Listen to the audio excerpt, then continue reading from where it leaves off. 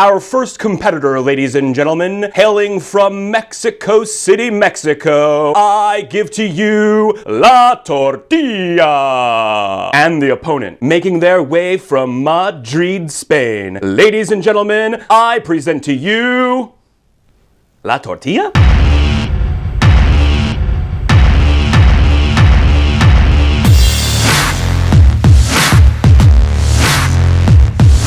Hola, soy Jordan, and this is a Spanish Quickie. Fast, easy Spanish lessons from somebody who speaks your language. I'll never forget the first time I went to Spain. I was studying with a bunch of Spanish people in the Netherlands, and we had a week off. Since I was freshly obsessed with Spanish, I wanted to go nowhere other than Spain. But for obvious reasons, my Spanish friends didn't feel the same. Going home isn't my idea of a vacation either. So I went it alone. A gringo in Barcelona. I knew nothing about Spain, but I knew I loved food, so I started asking people what I should try. When the first person suggested I get tortillas, just plain tortillas, she didn't mention anything in them or on them, I just figured I heard her wrong. But then the next person suggested tortillas too, then somebody else. Now, I like Mexican food as much as the next person, but I'm in Spain. I didn't come here to eat tortillas, and who eats just plain tortillas anyway? Then I learned Spanish tortilla is nothing like Mexican tortillas. The Mexican version is what most of the world knows. These flat, bready things, they're made of corn or flour. You can fill them, roll them, or fold them to make tacos, burritos, quesadillas, or gringas. Yes, there's actually a food in Mexico called a gringa. But Spanish tortilla, often referred to in that way, tortilla española, is more of an egg potato pie. Like this. You can put other stuff in there too. Onions very common. Less common, but definitely not rare, is chorizo. When I'm making tortilla for my gringo friends, they seem to appreciate bacon in theirs. And those gringo friends, that takes us to the next part of this video. I was at my friend Brandon's house the other night, and as I was leaving, with a sly little smile on his face, he said something like, "Next time you feel like making a tortilla, I'd even pay you for the ingredients." Of course, I was flattered. It seems Brandon loves my tortilla. That didn't surprise me. Not only do I love Spanish tortilla, but since that first trip to Spain, I've made it for dozens of family members and friends, and everybody loves it. Who doesn't love fried eggs and potatoes? It's what I make my mom when she's sick. Do you want to know how to make a tortilla? It's really easy, and few dishes will make you more popular.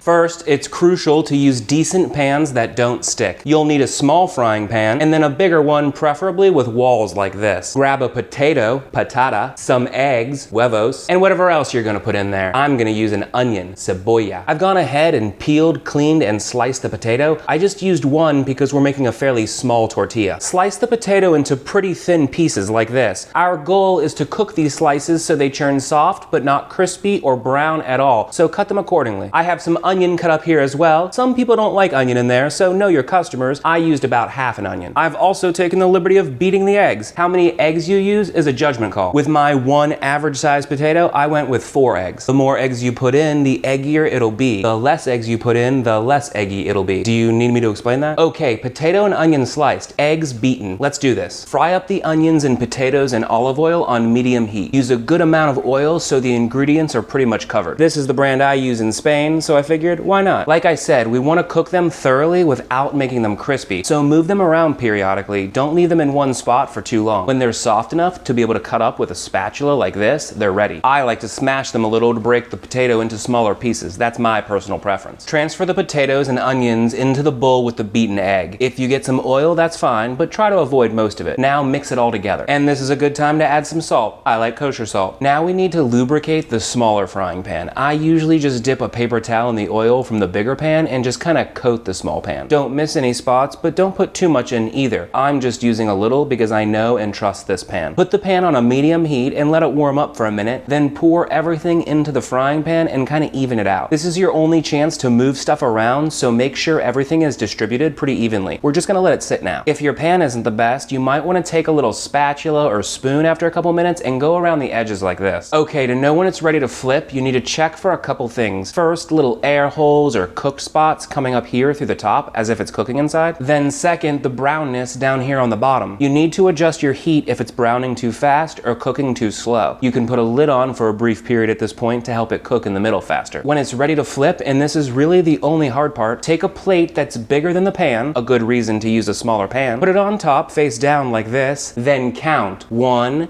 2, 3, and flip.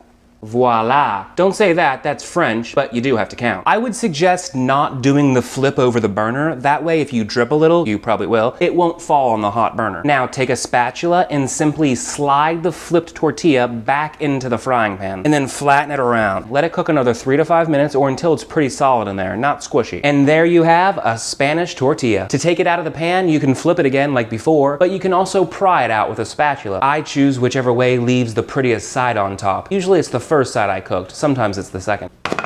Just slice it like a pie and eat it. Mmm, riquísima. That basically means delicious. Traveler pro tip, in Spain and outside of Spain at Spanish restaurants, if you see Spanish omelet on the menu, they're usually talking about Spanish tortilla, gringos.